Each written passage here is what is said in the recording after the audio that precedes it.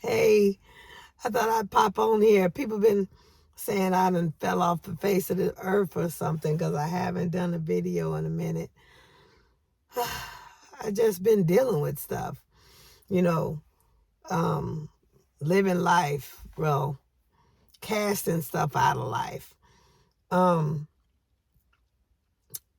God has truly been blessing, helping people. I've been letting my rabbi do my Bible studies and my Bible study teaching, and my apostle Cheryl do the messages or whatever.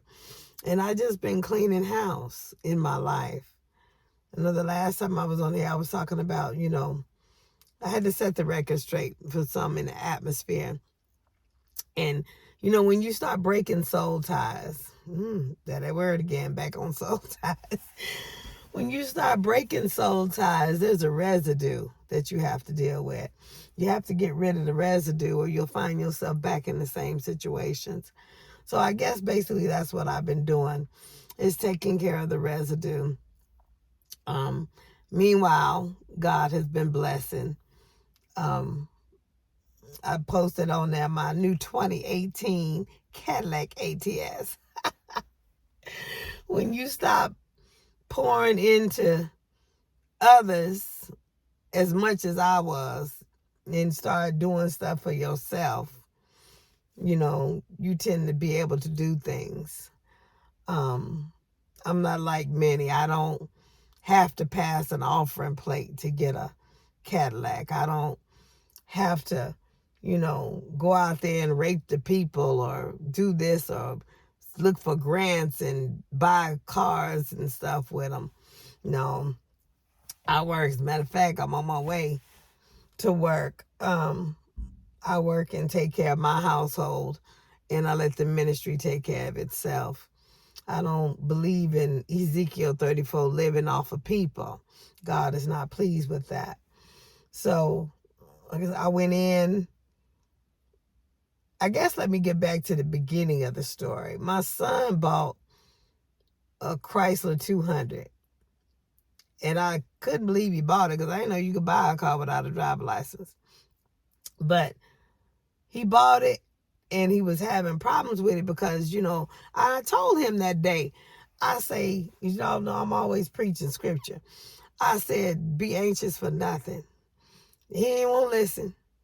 But he went out there and bought this car, and the car started having problems, major problems, transmission problems. Well, that's one of the biggest things, recall with Chrysler, that version anyway, that year.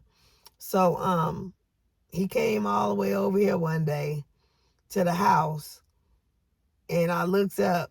I was getting, just laying there in my bed. I looked up and he was there, and I was like, Matthew. He said, yeah, I just come over. I had seen it posted on Facebook the day before, and I didn't say nothing because I had told him be anxious for nothing. And I knew I wasn't going to do nothing but go in on him.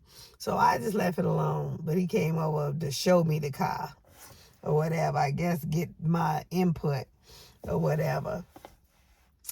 And so he needed a 21-year-old driver. So anyway, I got in the car. I had some errands to do to run around.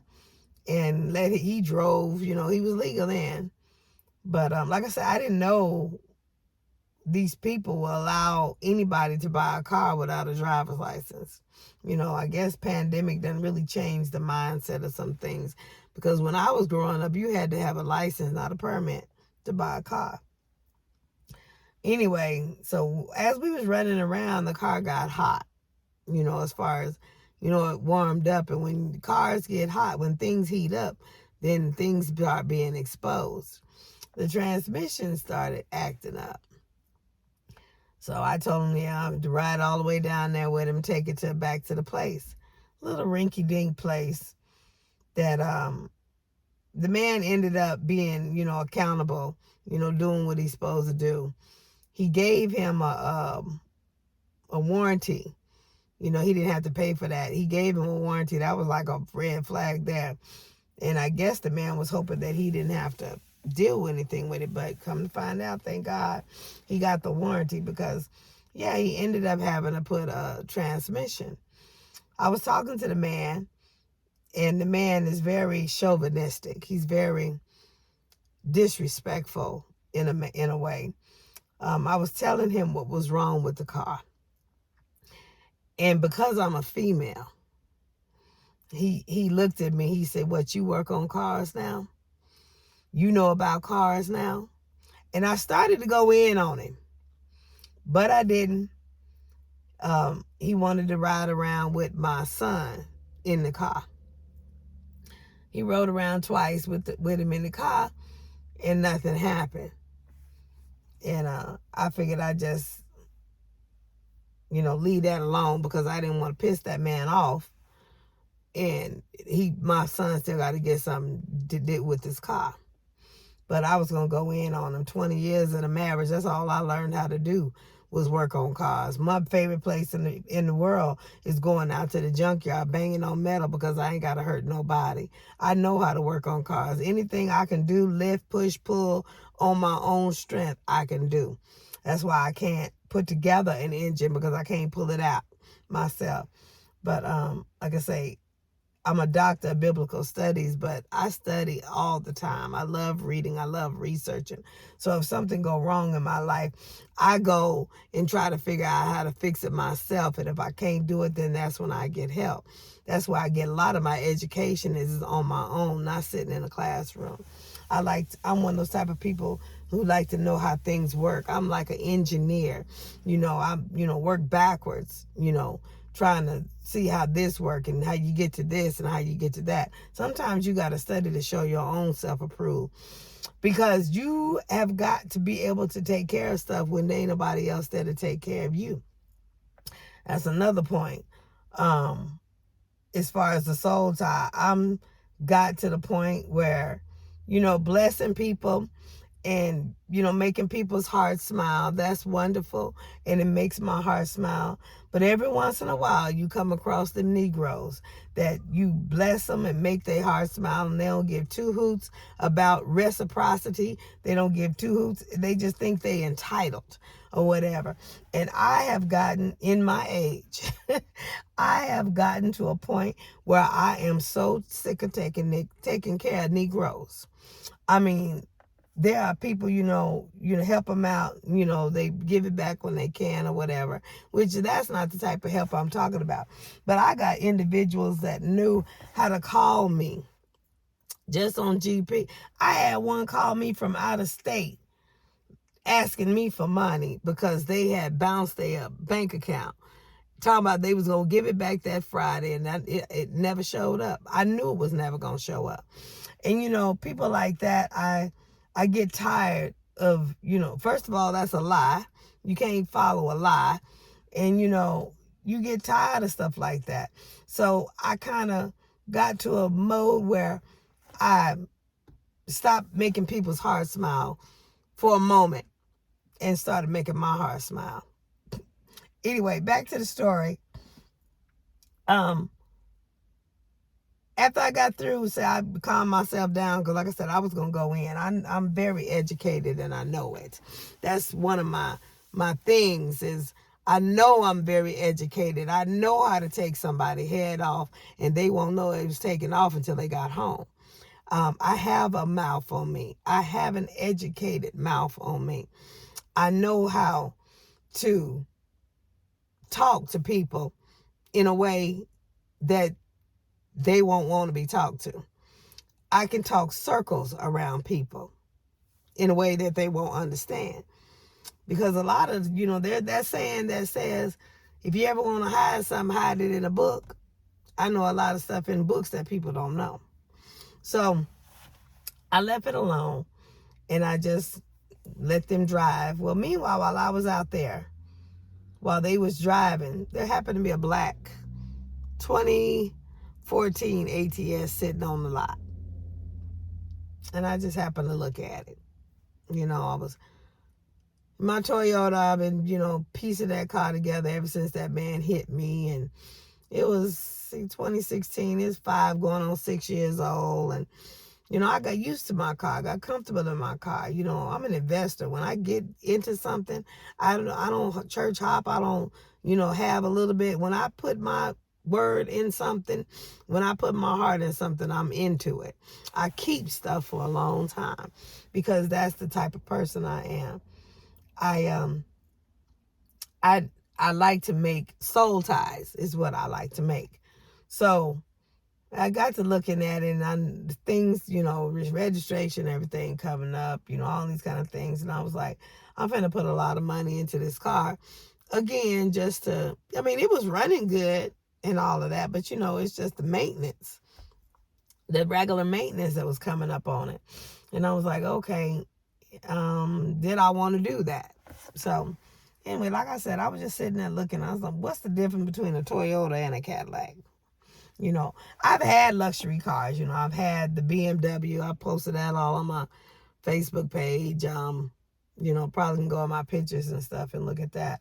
But I've had different luxury cars. It ain't like I don't know about a luxury car. But my grandfather used to always have Cadillacs. He just loved Cadillacs. He'd buy a Cadillac all the time.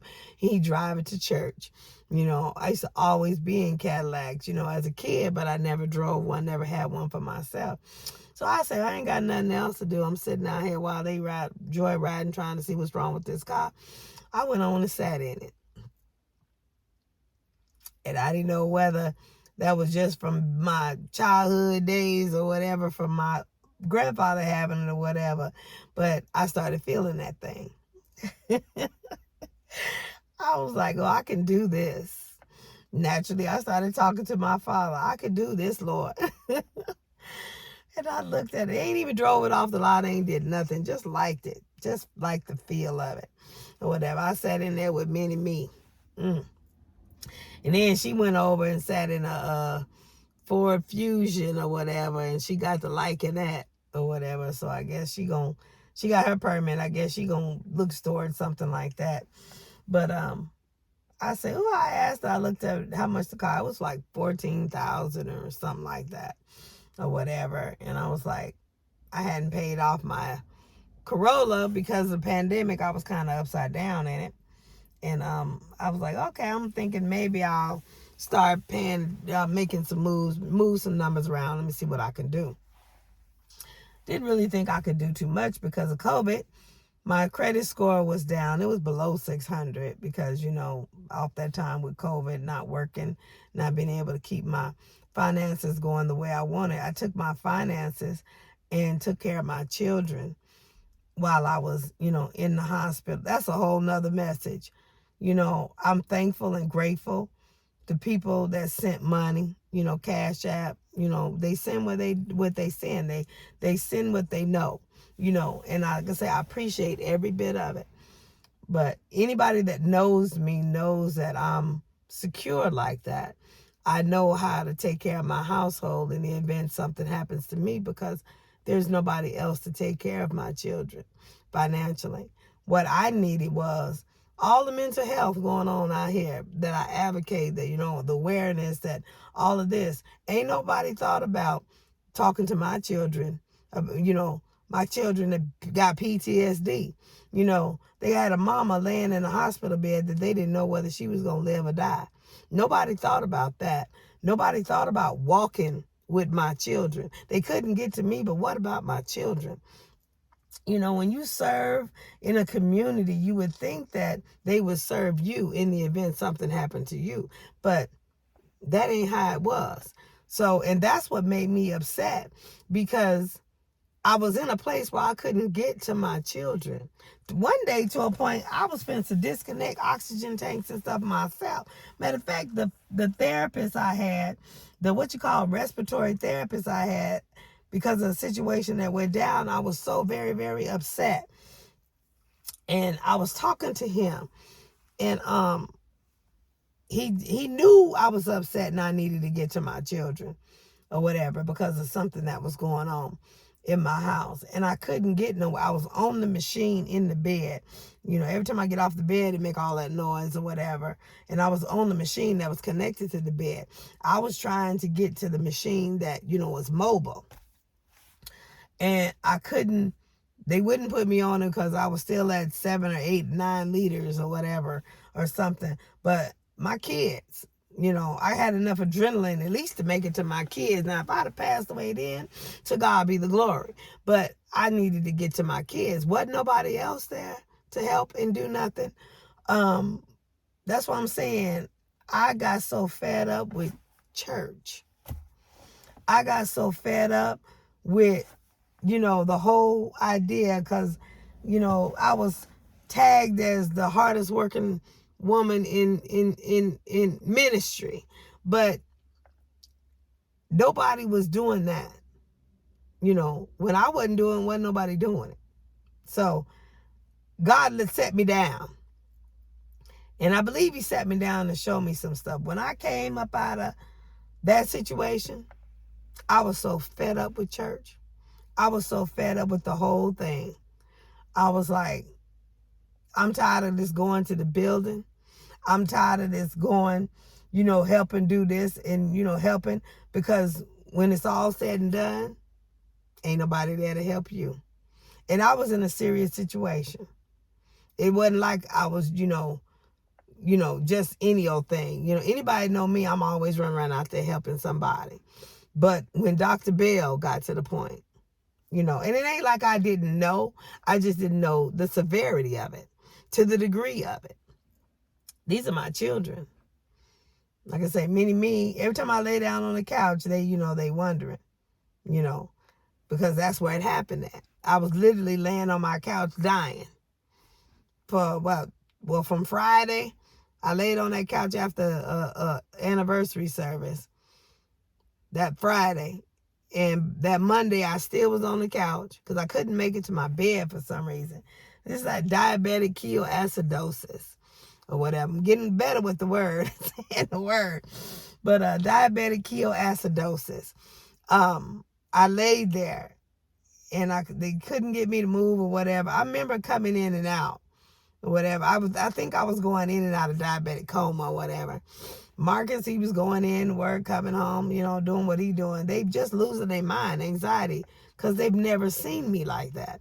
I've always been up. They didn't know what was going on. Mama's always up doing. Mama's always up moving around, making money, making things. I don't sit around and wait on nobody. I don't sit around and wait on handouts. Number one, because handouts never really came to me. I was always the one doing the handing out. So I got used to that. I'm not a slothful or a lazy spirit. Matter of fact, my favorite characters in cartoons was Pitiful and Slothful. That was Eeyore and Flash, because I'm the type of person that want to run around and help those type of people. They just pull on my heart. And that's where I get the wrong soul tie, because there are some slothful people that's out there that want to be slothful. They just want need of you. They just want to pull from you. And me running around there making heart smile, you get into a mode until your cups start running dry. And then you start opening your eyes, noticing that, there's no reciprocity. There's no reciprocal. You giving to people and people ain't giving back. Not that you're looking for it, but people ought to want to give back. Because, if you keep pulling from a well, the well gonna run dry. I got to a point where I was just running around helping people, making people's hearts smile. And when I got to a position, let's just say, God put me in a position when I couldn't help myself, I began to open my eyes. Let's just say he began to open my eyes. And I have no regret. I've forgiven. That's why I was able to get off of here for a while and do what I got to do, rectify some things in my life. I still got a few more things that I got to take care of, the residue to get away from. But I'm doing very, very well for myself because I've allowed God to bless me. He's restoring me. He's filling my cup. I think about all the stuff that I've done for other people through the grace of God, unto the glory of God. We were talking about that at Bible study the other night. if you don't do it unto the glory of God, you will be stuck in unforgiveness and holding grudges and everything. That's why everything I do is unto the glory of God. That way I give it to God, and because I gave it to him, if I never see nothing from that person, or that person never do me right, or that person use me or whatever, I gave it unto the glory of God. So therefore, when that person does me wrong, all is well with my soul. So I gave it to God. You know, at some point you can stop doing it. You can stop giving that unto God and move to something else. Give God something else. So basically that's what I did. I was so fed up with church, and wasn't so much church hurt, but I was so fed up with individuals in church. You know, all this prophesying and saying what this and they do that and do that. But when I came into a real situation, my kids sitting over here by themselves in a house, taking care of themselves, managing themselves, taking care of the household themselves. I teach my kids. They had to do it all by themselves. Now, family stepped in when they could. Family live on the other side of the valley. They stepped in when they could, but they didn't have to step in too much because I raised my kids. I don't let PlayStation raise my kids or social media raise my kids. I raise my kids. I'm old school. You know, I was raised by my grandparents basically. And, you know, I instilled that in my children. You know, old school still work. That's why I don't have no problem with my kids in and out of jail. You know, I believe it still worked. Now, I ain't going to say that they was perfect. There was some times where I've had my oldest son, I've testified that, and he's testified on my YouTube channel too. You look it up. But God has always given favor. Boy, I've always been able to be called because my name is great amongst, you know, the Mayor's Faith Initiative and the police department and all that kind of stuff. They would call me and I would come receive my child out of handcuffs, you know, with him doing stuff or hanging with the wrong crowd. He learned his lesson. My kids, none of my kids have ever spent a day in jail. I even took them to the Scared Straight program where they went through the Clark County Detention Center and see how it was if they ever got in there on the inside. You know, Marcus still talk about how that toilet looked. Oh my God. You know, so my kids, they got an inside view without having to be on the inside.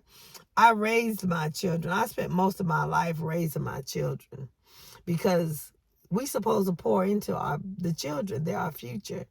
The reason why the world is the way it is today is because we had a decade or so where babies was raising babies and wasn't nobody pouring into nobody.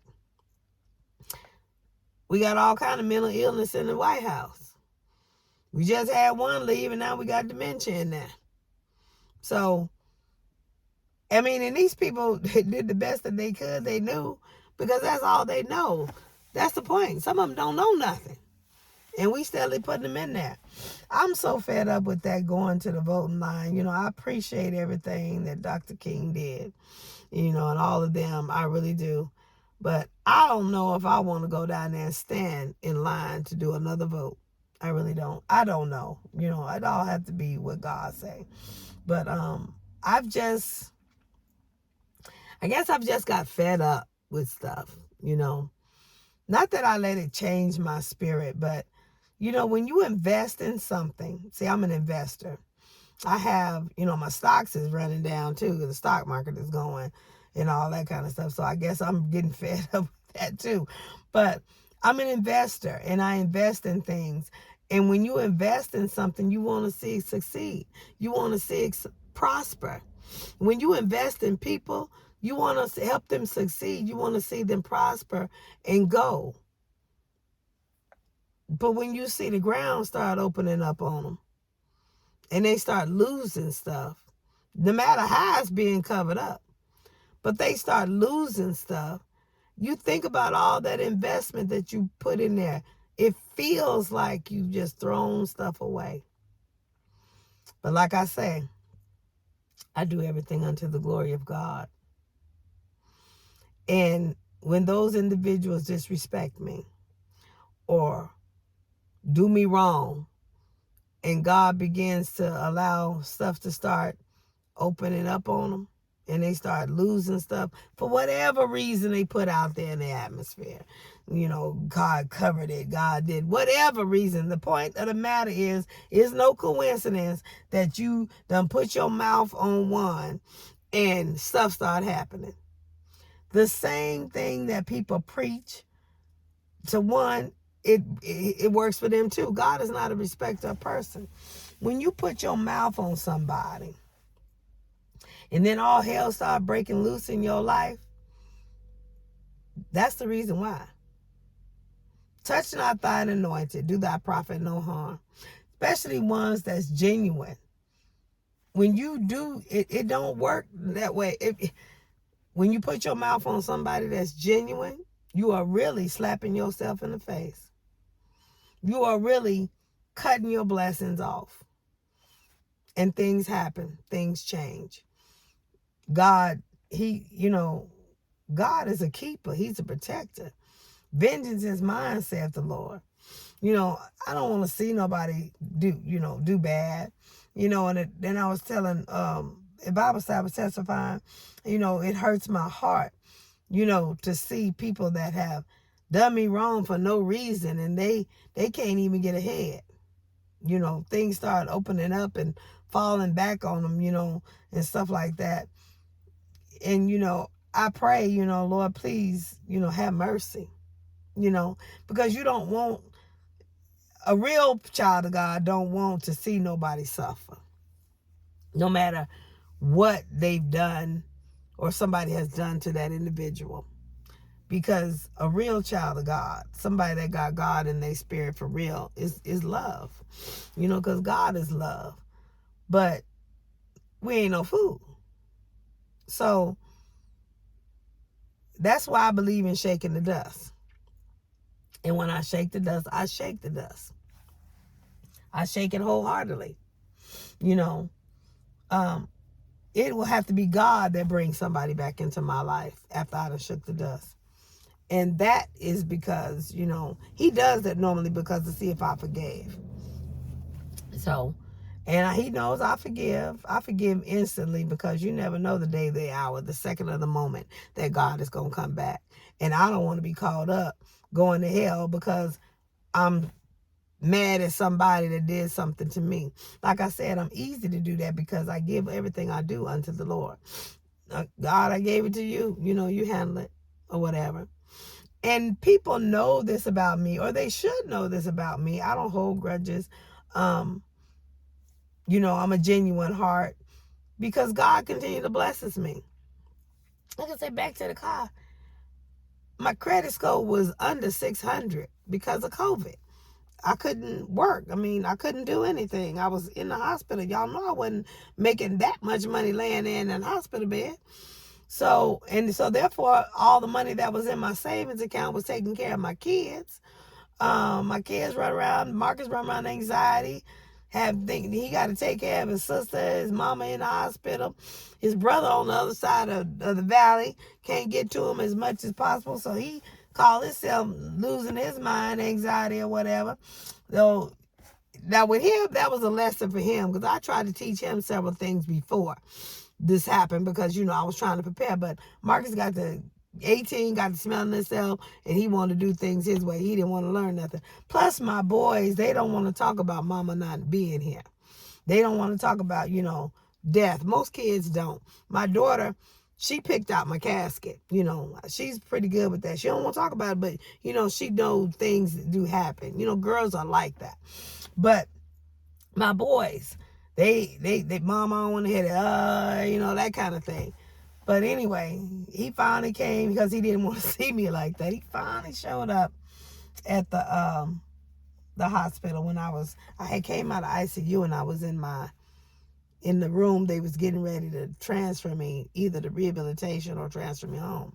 They hadn't made that decision yet. And He finally came and saw me. And he was looking at me. I didn't look as bad as he thought. I was sitting up. I wasn't all sucked on the machine in that room. I was on the portable, then. And I seen the anxiety all over his face. I said, now, boy, ain't I been telling you all this time that I needed to sit down and show you some things for moments like this? I said, you better be thankful God allowed me to stay here on this side. And, I got his attention. And I say, well, when you get time, you go home, get some sleep, get some rest, because we got some talking to do. I said, be in front of my computer. When you call me, your Bluetooth or whatever, so your hands can be free, so I can show you some things. And you seen a calm come over his spirit.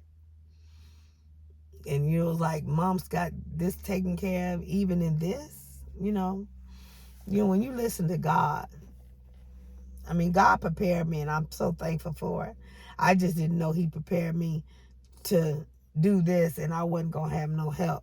Because, in the flesh, had I known I wasn't going to have no help in a situation like this, I wouldn't have did as much as I did. And that's the God's honest truth. I wouldn't have been out there living doing others for, not others not picking up the slack. I wouldn't have been doing it. But that's in the flesh. That's why God don't let you see everything, because some things he want to show you that you can do, because he goes above and beyond. So I'm thankful that he didn't show me all of that until after the fact. Because I would have been like, I ain't doing all that. I'm not losing my mind I'm in 2 universities and then I still got to carry the church on my back. I wouldn't have been doing that. So he got home and he called me. I think it was a day or 2 later. He said, okay, Mom, I'm here in front of the computer. And I started telling him certain things, certain accounts to go into. I said, look this up, look that up. You see this? I said, go into my business. You see that? I said, all of this, this is transferred here. This been transferred and this been going. This is my bank account. This is the password to my bank account. He went to the bank account, saw all them zeros. He started to feel better. I said, take this, transfer this, pay all the credit cards off. That's going to be the emergency. Do this, do that. Anyway, long story short, everything was called up. House was called up. He knew he wasn't going to be put in the street. And I said, I still need you to do your part. Put your half in there. We got to start building it back up for when I do come home. And he was like, yeah, Mom. So after that, he started going out having dinner with his friends, leaving his sister at home. I had to get on about that. But anyway, I was DoorDashing. No, not DoorDashing. I'm sorry. Instacarting food home, groceries home for her. I had them bring up my laptop. I was helping her with her schoolwork. How you going to be a mom during COVID? When I got off all the machines, I was able to be a mom during COVID. I was able to God allowed me to do it all. Even on my deathbed, God allowed me to do it all because he knew that there wasn't going to be nobody to do it. Now, we're supposed to be the body of Christ. The body of Christ is supposed to be one body. That's all I'm going to say about that right now.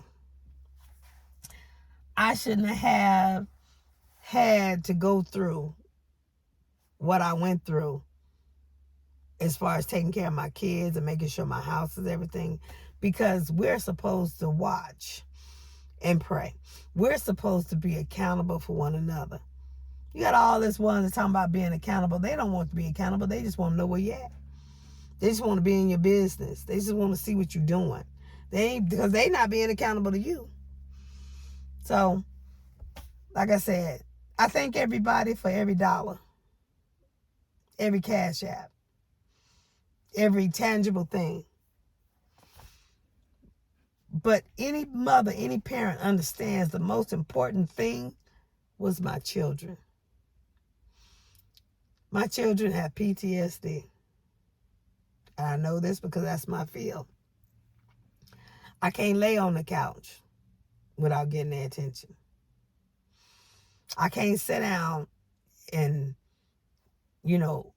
feel ill and they not, feel some type of way now. Now, maybe it's a blessing in disguise because now, they do check up on me a whole lot more. We got our own separate rooms, we do our own separate things. We ain't stuck up on one another in here. We all got different things. My daughter, she has her own business, entrepreneurship. My son works, all of that. Maybe, being accountable for one another in the house is a little bit more. You okay? Knock on the door, check on one another, that kind of thing. Maybe that's a blessing in disguise, but I'm a type of person that's always up on the go. I got plenty of time to rest when that day comes. Because I plan on meeting him. I plan on resting in him. I plan on getting to heaven. I don't plan on going to hell. That's why I do what I do. That's why I do it as hard as I do. I do it unto the glory of God. So I got time to rest then. So I'm always ripping and running and going. Like I said, it's good that I didn't know that in the flesh that this was going to happen, because I wouldn't have done that. I'd have been doing something else.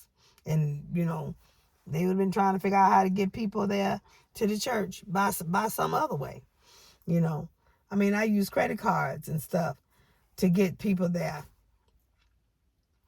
And come to find out, they had a resource to do it for free, other than needing a driver.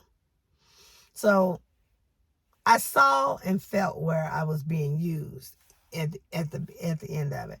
And I got so fed up with the organization of church to where I came out of it. I didn't want nothing to do with the church no more, as far as the way it was running, because it's not running the way that I know God to be. It's that faith ain't the faith that I have. It's not it doesn't bear witness with what I do. I walk with people. I try to help people. I've helped people put businesses together. I've helped people get nonprofits. I've helped people, and basically, you didn't get a dime for it, really. So I'm like, if we don't agree, how can we walk together? So I basically just walked away.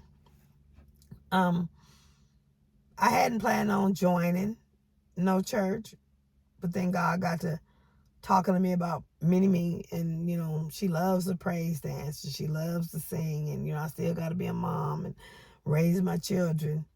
So God led me to another beautiful church. This leader is different. She has more of a heart like I have. So I went on and joined. I'm trying to see where God wants me to do in the ministry. I'm not one to just do this, that, and the other. If I can't flow, it ain't for me to be there. I love teaching and I love doing the social media. I know what to put out there and what not to put out there. I know, you can't just put any and everything out there. You gotta be able to be accountable.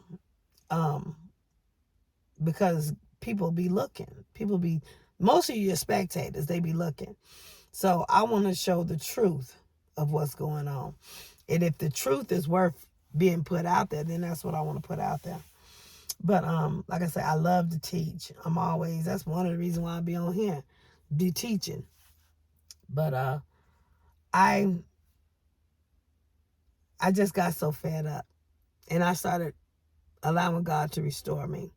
I started pouring into myself, allowing him to pour into me, and I wasn't giving that now. I went down there, and like I said, that man, I said I wasn't going to buy that car from that man because he was already, number one, disrespecting me. He didn't know what I knew. Just because I'm a female, I don't know how to work on cars. Ugh. I don't do it for everybody. You know, I do it if I need to. I stopped working on cars when I got my Toyota. Matter of fact, I got my Toyota so I didn't have to. But, I can do little things that I need to in the event. But it came with a warranty, and I made sure I got the warranty for that because I wanted to take it down to the dealership. And I got tired of bending over. It's getting hard. I'm not as young as I used to be. So, I mean, I have my toolbox and everything here. I know how to work on it if I have to, if I'm put in a position, but it's not something that I want to do. If I have a male, only because he's stronger than I am, to do it, I can talk him through it. I mean, so I could teach it, but he upset me when he said what he said because he's sexist. He's just look because of my flesh. Now, had I been standing up there as in the flesh of a man, he wouldn't have never said nothing like that. So I said, no, I'm not going to buy that car from that man. I left it alone. I went on about my business. They did whatever they did. They said whatever they said. And went on to the house. I got to sitting there. I was doing work and couldn't stop thinking about it. And I was like, Lord, I done sat down and made a demon or something. I said, I done caught a demon. I said, I can't get this off my mind now. So I'm sitting there, and then I started looking it up. I found on OfferUp I just found a white Cadillac ATS. I said, okay. I said, it's nice. It looked less like the other one on it, except it was white. Beautiful car. I said, okay. I looked at it. $34,000. I said, they ain't gonna let me have that. My credit score is low. I ain't got no down payment because like I said, I used all that money to take care of my kids while I was in COVID. I was in the process of building my savings account back up. And I said, I'm gonna leave it alone. And I couldn't stop thinking about it. I couldn't stop. And later on, I looked at it again. Matter of fact, I took the picture. I said, okay, I guess that's what I'm going to work toward. I put the picture on my desktop. So when I turned my computer on, I seen the picture of the car. So, my vision board. So I took it then. I went to bed that night. Well, before I took the picture and I said, can I have it? I asked the Lord, can I have it? And I just went on to bed. 3 o'clock that morning, he woke me up. Now, people think I'm crazy and all this when I talk like this, but I know how God is and I know how he speaks to me. I'm one of the ones that he speaks to me for real.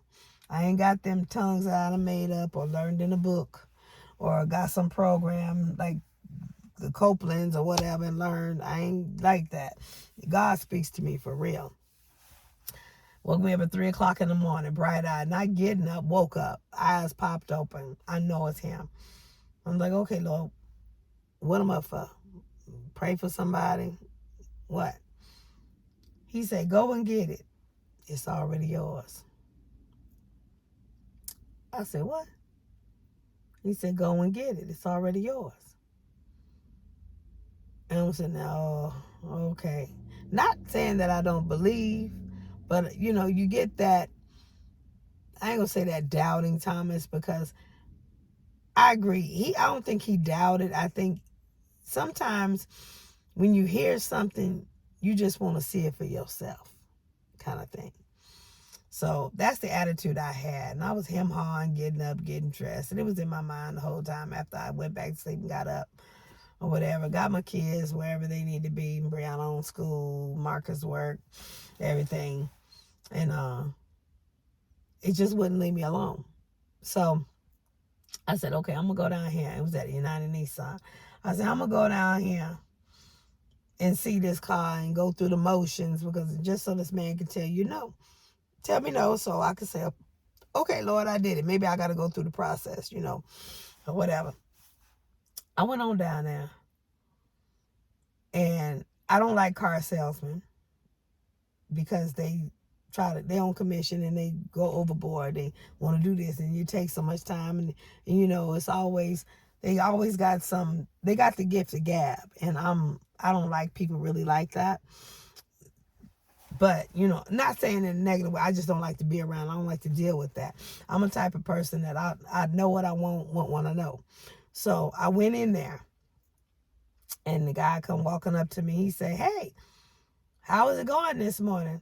I said, "It's going good." I said, "Y'all happen to have a car that I looked at online that I like?" "Oh, really?" I said, "Yeah, it's a Cadillac ATS white."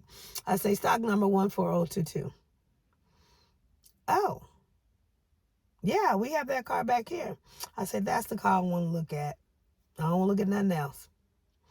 He said, "Okay, let me let you go in here and sit down."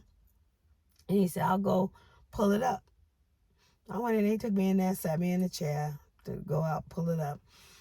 He pulled the car around. He came in there and started going to the schmeal or whatever, and asked me what I do and all of this.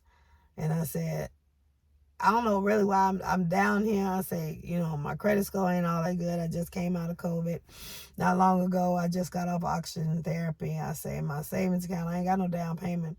My savings account was pretty much depleted taking care of my kids or whatever. But I'm in the seat. I like the car." And the Spirit bears witness. You know, he's a believer too. You can always sense who's a believer and who's not. I mean, that's if you have Jesus on the inside of you. So he was like, "Oh, okay." So he says, "Let me go see what we can run." We came back with 3 different versions. Cheapest one was $9,000 down. I said, "Well, that's my no." I said, "I'm on my way to work." Matter of fact, I had like 20, 30 minutes to get there. I said, "I'm on my way to work. I knew that's I don't want to waste no more time." I said, "I told you I ain't had no down payment like that." So I said, "I'm a single mom and I'm not going to, go crazy and give out all I got because, anything can happen." I said, "I know a Cadillac, I got to have money to take care of it or whatever. So thank you for your time," or whatever. He's like, "No, no, no. Let me see." He said, "Let me see the key to your car. That's what you trade in?" I said, "Yeah, I'm trading in this." When he took the key off the ring, God told me I wasn't going to see that key no more. I said, "You got jokes." You see the numbers. You see what the man said. I said, "I'm trying to go to work, Father. I ain't trying to be late to work. I'm just sitting here going through the motions. I'm a teenager in the spirit." Not that I don't believe, but you know how teenagers are. They get not so much rebellious, but they know more than their parents. So I'm telling God, I know. I know what I got, but I ain't taking in consideration what he got or what he gonna do. So he came back. I didn't see the kid again. He came back and he said, "Well, we're gonna give you $10,000 for your car." I said, "Oh, that's $1,000 more than the down payment of the last offer that he had." I said, "Oh." He said, "Come on, let's go out and test drive it." I said, "Oh Lord, I'll be late to work." So I said, "Okay." We got in the car, drove down the street, bypassed my son's house. I mean, the place where he was staying, and came back up. He called, and I was letting him know where I was at, what I'm doing. He said, "Mom, you buying a car?" I don't know why it always happens. We play competition, I guess. I wasn't planning on buying no car. But he had bought his car. And now I'm in there showing him I'm at the dealer where I told him to go in the first place, telling him this, that, and the other, ring the bell, all this kind of stuff. So I wanted to go. I said I didn't know I was coming to buy no car. Anyway, long story short, we got back there. I liked the car. And I went in. He talked to his finance person. His finance person came and looked at me. He's a believer too. And he says, I told him my spiel. I'm a single mom. My credit score, I know COVID, this, that, and the other. I said, I'm on my way to work now. I'm running late, trying to get up out of here. And he was like, he said, "I like you. There's something about you I like." He said, let me tell you something. He said, you go on and go to work. And that's what God said. God said I wasn't gonna get the key back on my ring. That's what he said. He said, you go on and take your car key. You go on and go to work. He said, by the time you get off work, because I had group that day. He said, by the time you get off group, he asked me what time would I be out. I said, about 1:30 I could be here or whatever. He asked me, could you bring the other key? And I was like, yeah, I guess I can stop by and stop by the house to get the other key and bring it. He said, by the time you come back, he said, we'll have it all detailed, clean, and washed for you, and you can take it home. He said, do you have anything in your bank account to secure that you're going to actually come back? I said, I got about $1,000 left out of my paycheck. He said, we'll take that. I gave him my card, $1,000 out of paycheck. He gave me my Toyota key back off the ring. God said it wasn't going back on the ring. I drove myself to work, did group, went, got the key, the other key, came back to the place. It was sitting out there shining. Went through the final stages of the process. Basically all day to get the car, but God gave me the car with low credit score, really no down payment, just a trade-in. And all because I asked God, can I have it? And not only did that, God, when he does a thing, he does something above and beyond. The finance guy, I'm going to say not the finance, the other guy, the underwriting guy, I guess that's what you call him. He was talking about, he said, I know your situation. He said, he was a believer too. He said, I know your situation. He said, I know what you're going to need. He said, I've had Cadillacs all my life. He said, I know they can be expensive cars. He said, that's why I'm going to give you a bumper-to-bumper warranty for 3 years. And it's still under warranty from Cadillac for the powertrain. He said, you don't have to do nothing on this car but put gas in it and make the payment. That's God. So, the blessings of God maketh rich and addeth no sorrow. So, I don't have to go and perpetrate to get a blessing that I can't afford. I don't have to go and perpetrate by going places to buy other people's stuff and then try to take it to the dealer and fix it up. I can go exactly to where I'm supposed to go and get it. And God gonna take care of it. Now, it had a check engine light come on it right after that. And I took it in the Cadillac because that's powertrain warranty. Come to find out, it was nothing but a software update. So I'm all in the system at Cadillac of Las Vegas already. Went up in there and saw all them cars. And I know within 3 years, I'll be upgrading. So I really don't have to work on no more cars. And I told my son, I said, well, we're going to drive down to the place now in my ATS. I said, no, I better not be messy like that. I said, I go down there in my ATS. But I said, no, I'm going to leave that man alone. I said, I'm going to go on and forgive and leave him alone.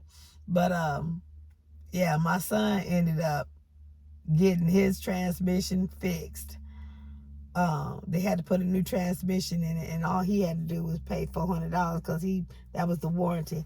The other guy paid the other part or whatever, got it installed and everything. So now it's sitting out there, doing what it's, just sitting there because he got to wait. His driver's test appointment is the 30th of June. That's the earliest we could get it. I told him, I said, boy, if you keep getting in that car with no driver license, I said, you're going to keep having problems with that car. I said, do what's right. Do what you're supposed to do. So far, I guess he's telling the truth. It's still sitting there at the house or whatever, waiting for his appointment June 30th. I don't know, on days off that he have off and I have off, I'm going to drive my car over there, park this gas, and get in his, let him drive all over around or whatever so he can get some practice. But like I say, God, he's awesome. I can't explain it no better. He's awesome. I just been restoring my soul, allowing God to restore my soul from what all the leeches took away from me. You know, they just kept pulling on me. Never wanted to put anything back into me. Never wanted to pour anything into me.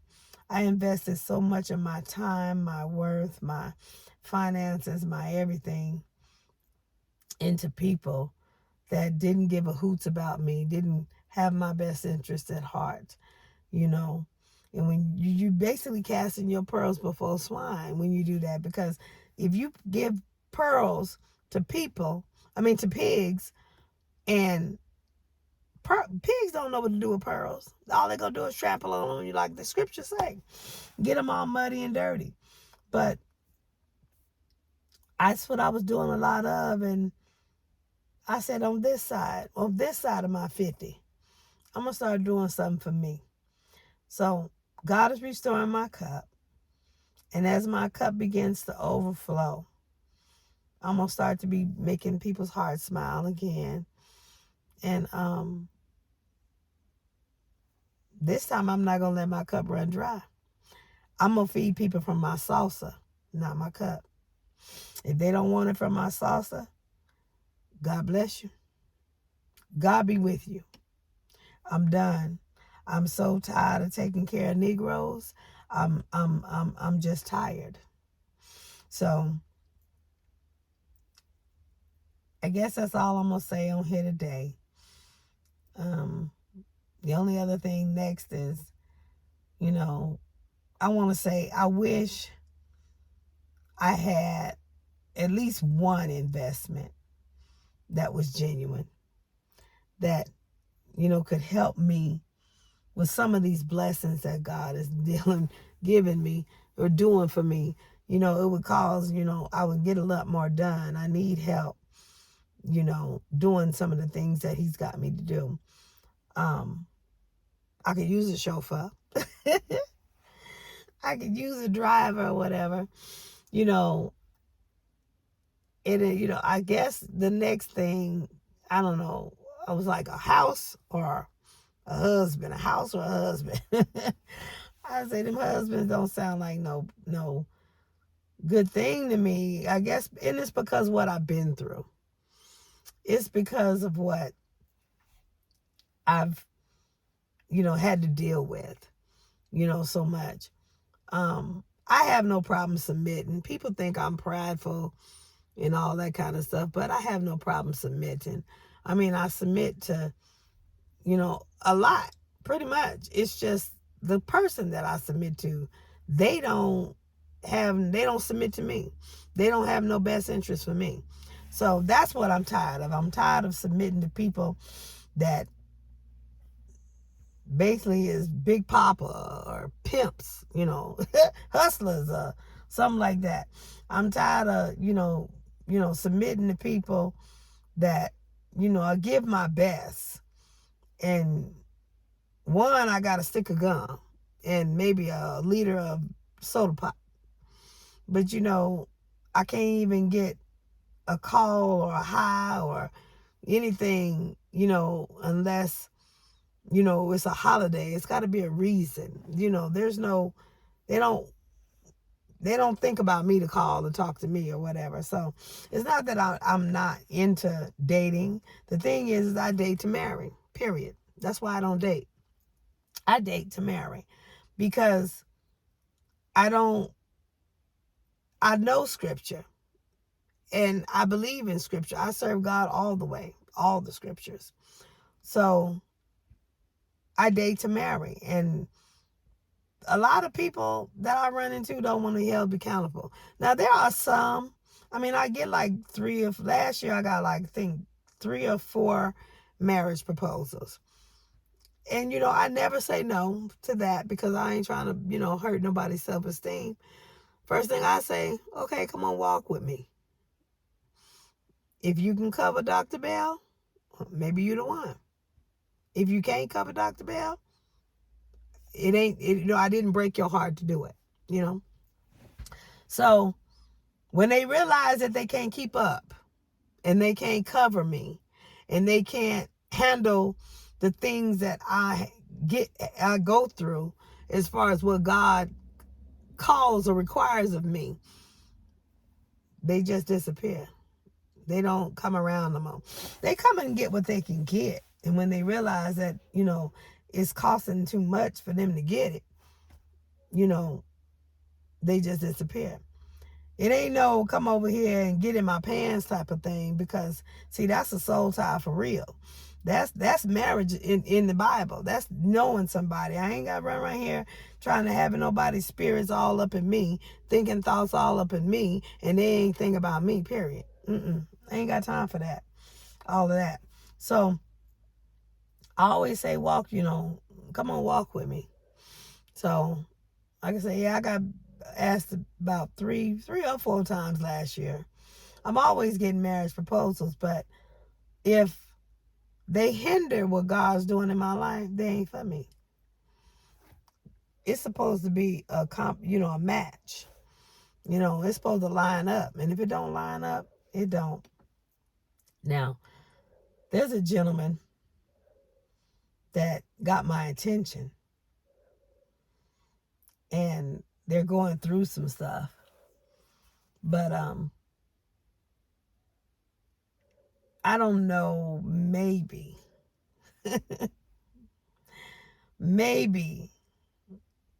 I might think in that direction. But like I said,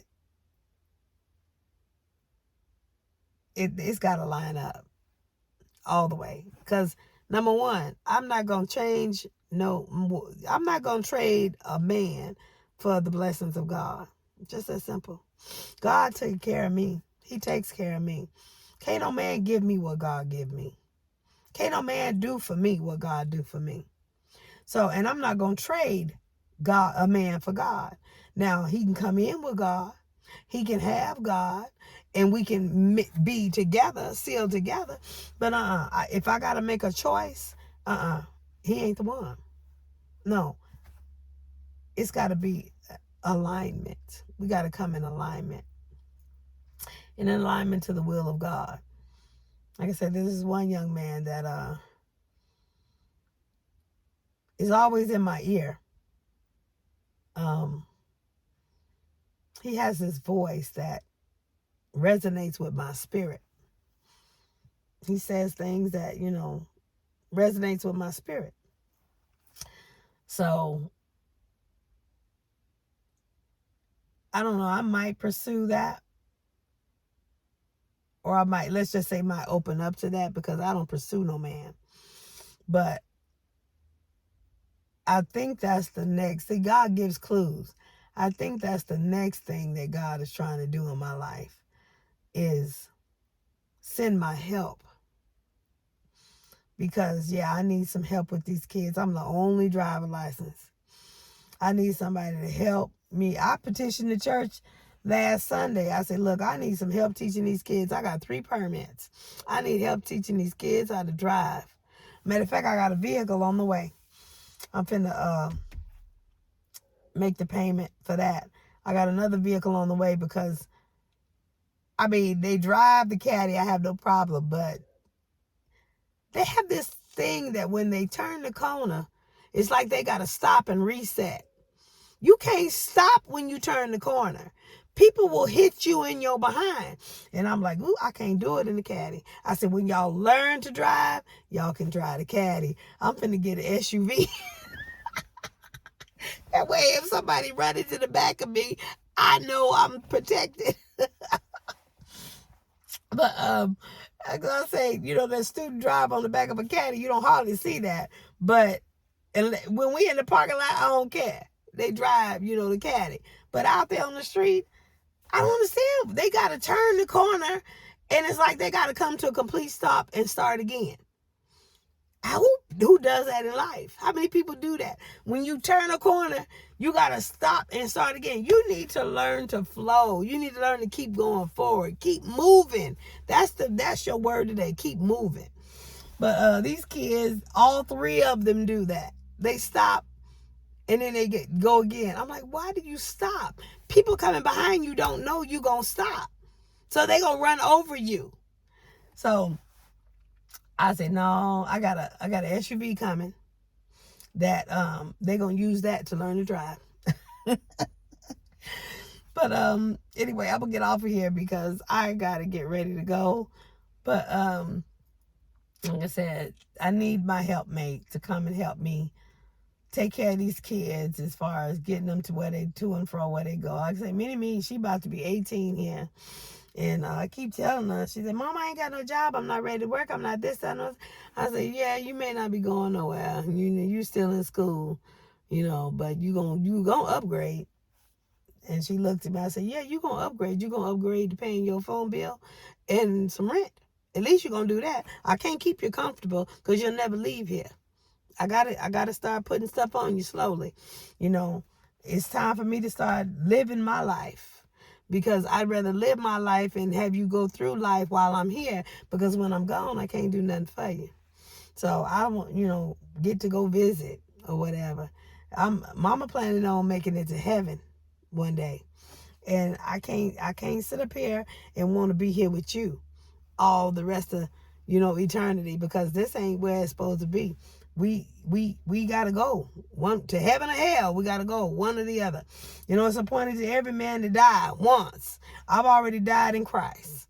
And I intend to go to heaven. Every single day I wake up, I thank him. I intend to go to heaven. But yeah, these kids are something. I love my children. They're truly blessed. They're very, very spoiled. But they're truly blessed. But like I said, I'm gonna get off of here. I'm looking. I think God is trying to send me my helpmate next. I was trying to get a house because at least I could rent that out or whatever. Because I'm pretty sure he gonna have his house when he come. Because he's supposed to be husband material. He's supposed to be able to provide. He's supposed to be able to take care of you, not come and mooch off of you, leech off of you. He's supposed to have something. Just like the woman's supposed to have something. She's supposed to be able to hold the fort down if something wrong with the man. If he can't get up one day or do something, if he gets sick or ill, or if he falling short in something, she got to be able to hold the fort down. That's what I'm saying. This marriage thing, people ain't got it right. People just think it's two puzzle pieces you just put together. No, you got to be able to have some type of similarities. I mean, opposites do attract, so that you fit. Two people that's the same just gonna slide. But opposites attract. But like I say, I'm very, very educated. It's not gonna be no shock to me if my husband come to me and he's not as educated. That's why I'm not looking for that. Because everybody ain't got all the degrees I got. So I'd be looking for something that ain't gonna happen or whatever. Like I said, technically I ain't looking, but I think that's what God is doing, because, yeah, the blessings of God has gotten overwhelming, really. And I need some people, but church members, that's why I got my church family. But then, yeah, I guess my helpmate to come and help, and like I say, me about to be 18. I don't want to be in this big old house by myself anyway. So, that'll be my next project, to help, constantly push somebody forward, help somebody else prosper or whatever. I'm a teacher. I'm just a teacher. That's what he created me to be. So I lead, I teach, by example is what I do. So I love teaching people. I love helping people, but you get tired when they don't reciprocate. When, all they got is, they just want to give you the crumbs. Yeah, we get the crumbs, but I don't have to settle for the crumbs. If that's all you can give me, it's time for me to move on or something. At least better yourself. Do something. You can appreciate people at different levels. And I mean, some people can't even do that, but, you would want them to get, when you invest in somebody, you want them to get to be in a better level than they at.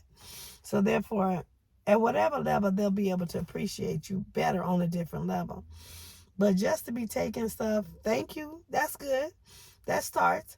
But if I do something for you and then I come and find myself in a bind and you're not able to at least return the favor, you just leeching.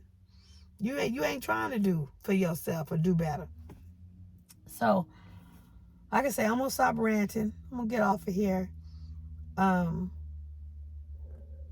kind of excited about this next project I guess God is doing. Sending me somebody that can, first of all, you got to know Christ, period. That can help, expand the kingdom, because I'm about kingdom business. That's all that matters. That's all that works. That's eternal. Ain't no marriage in heaven. We all brothers and sisters in Christ. I say that all the time. Ain't no marriage in heaven. So marriage is just here, to help one another here on earth. But yeah, I'm kind of excited about this next venture because God dropped something in my spirit not long ago. And it's one of them things, like I said with the car, I got to see it for myself. And I see it so much for myself now, I'm sitting in it right now. This next thing that he showed me, I said, I got to see it for myself, Lord. I need something. Just tell me something. Give me a hint. Just give me proof, give me clarity. Just an inch that I'm gonna recognize and I'm gonna take off with it. I gotta know it's you, God. I gotta know it's you. Because if it is what I think it is, it can't be what I think it is. It's gotta be what God given me. If it is that, I'm gonna take off with this thing, and oh my God, that's gonna be a done deal. It's gonna be done, sealed. But I'm kind of excited. He gonna give me clarity. He's showing up and showing out now. But when he give me the okay, the clarity, it's gonna be another thing. And I was scared because a lot of people lately, the people that's been coming to me been younger than me, in their 40s and, stuff like that. And, I'm not one as far as, younger or older, because I understand that the flesh can be here 100 years, but the mind can still be 25, 30 years old. You're only as old as your spirit is. You are, I know people that 30 years old, but they still 16 and 17 years old in the head because they never learned anything. They never been through anything. They never did anything for themselves. So you stay stuck at where your level of integrity. You got to increase your level of integrity. You got to learn stuff. So I'm an old soul. That's what they say about me. I am 51 years old. Been here, let's just say I've been here 51 years. But I'm basically 40 years old in the head, in the mind, the way I act, I still have the energy and the want to go do and see things, I'm not ready to retire yet. I'm putting things in place to retire, but, I got my my insurance policy and everything going to where all my kids got to do is show up. They ain't got to pay my bills. They ain't got to, try to find out how. They ain't gonna be standing on no sign with no corner with no sign talking about donations for funeral. My kids gonna be taken care of. Matter of fact, all 3 of them is my beneficiary. So, that's the level of maturity, and I can't, come with me that don't have that same mindset, because they would take that and want to pull it out and all this other kind of stuff. But yeah. It's interesting because those are the time, like, for a while I was like, oh, I'm gonna be a pedophile. I said, I ain't looking for no helpmate. All they're young, be a pedophile, talking mentally, spiritually. But I don't know, this next project, it's amazing. It's truly amazing. It's gonna be amazing. If he give me the okay, you talking about somebody to be passionate. Yeah. But like I said, men have always been a project in my life because I've always had to, not so, I mean, I do for, I take care of, I cover, I serve, and nothing given back. Nothing. Not even a recommendation. I even had to do that myself one time. A letter of recommendation. So I'm just so done. I'm done. With me, it's well with my soul. It really is. I can go for the house, buy my own. I was thinking about getting my own condo, buy my own condo. That way, when I retire, I'm gonna retire, but I want a single story, detached, as much as possible because I don't like that apartment style living anymore. But I'm thinking about purchasing me a condo so that I can retire in my little old condo. I don't need all of this when the kids is gone. They having their own life. I just want a little old condo, a little old hut for me because I'm going to travel and go places and I don't want to have that whole bunch that I got to take care of while I'm gone or whatever. But that's what I'm going towards is the condo. But like I said, if God may give me the okay for this next project that he dropped something in my spirit. And if it is what I think it is, yeah, it's going to be on and popping. It ain't going to be too long for that one because I'm on board with that. But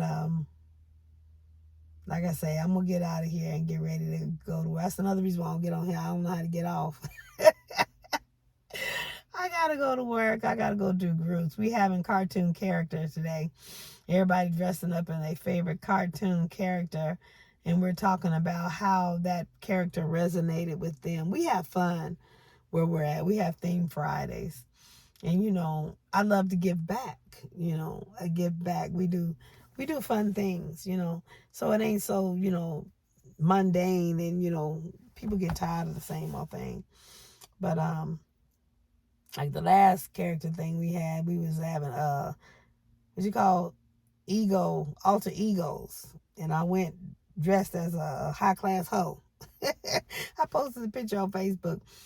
But we had a ball and my friend, well, one of the clients, she dressed as Big Papa, Big Pimpin' or whatever. And she just claimed me. She played that. We had a minute to get out of the road. She claimed me or whatever. And we just made a ball of it. We had a ball. We laughed so hard. And laughter is the best medicine. We laughed so hard to where we bonded. We love being there on Fridays. Normally people flying out the door, to get out on Friday because you're trying to go cash that paycheck and start their weekend. Our weekend started at my job, because we just have fun. We're real there. We ain't there just doing it for the money. We there because we got to care or concern for people. So that's the thing you got to have in this world is you got to actually have a genuine care or concern for people in the world. Because if you don't, you're just living, existing. You're not living, you're just existing. Because whatever you put out there is what you're getting back. That's my thing is I put a whole lot of love out there. Genuine love. And people can't see that for genuine. Most of them soul tied is because their souls is tied to money.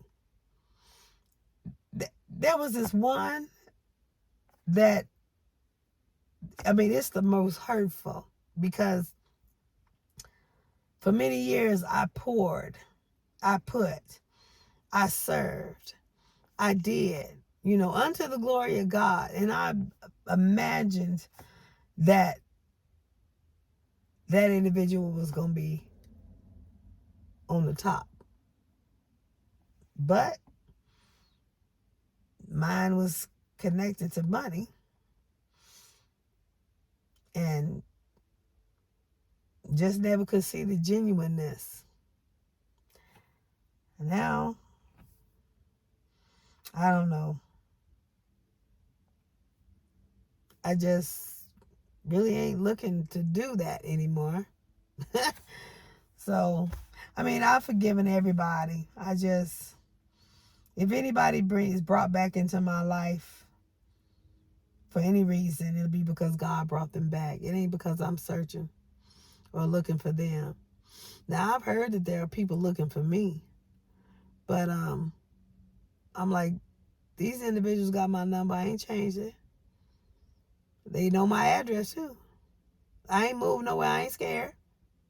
I'm still where I'm at.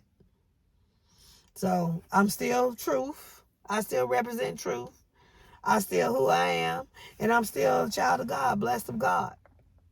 So if they was looking too bad, they know where I'm at. They ain't gotta look. They know where I'm at. But like I said, I'm gonna get off of here.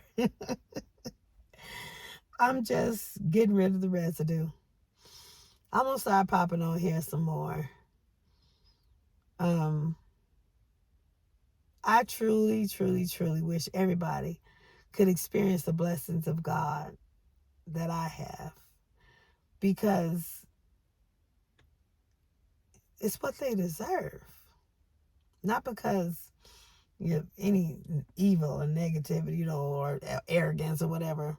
People think I'm so arrogant or whatever. No, I'm just a child of the King, and I know who I belong to. Knowing who I belong to lets me know what I deserve. Just because I'm not acting like I deserve something, just because I'm not acting like, or because you think people are using me or doing things and I don't know that they doing the things that they doing, don't mean that I don't. I know, doing it unto the glory of God. Because when that's taken away, it hits different. It hits hard. And hopefully they'll learn a lesson out of it and be able to treat somebody else better. It's all a method to my madness. Anyway, like I said, I'm going to get out of here and get ready to go into this group and do the theme. I don't know if I'm going to dress up today. I don't know what I'm going to do. I think I'm just going to let them dress up or whatever. But I'm ready to go sit and laugh and enjoy myself and get ready for the weekend. I'll get ready to take Minnie to her rehearsal and everything because she's singing. But y'all stay blessed for real. Please reciprocate to those who are genuine. Actually, you should reciprocate to everybody. It might show somebody something. But reciprocate. Don't forget to reciprocate. Don't forget to give back. Don't forget to show your appreciation of what somebody does. Because those who you don't appreciate, they come up missing. They disappear and you no longer have them in your life. And when you don't have them in your life anymore for whatever reason, it hits different. You start missing them. Don't put yourself through a whole bunch of lack and a whole bunch of uncomfortableness, behind stuff like that, simply because you was too arrogant to appreciate somebody. Remember to appreciate somebody. That's loving back.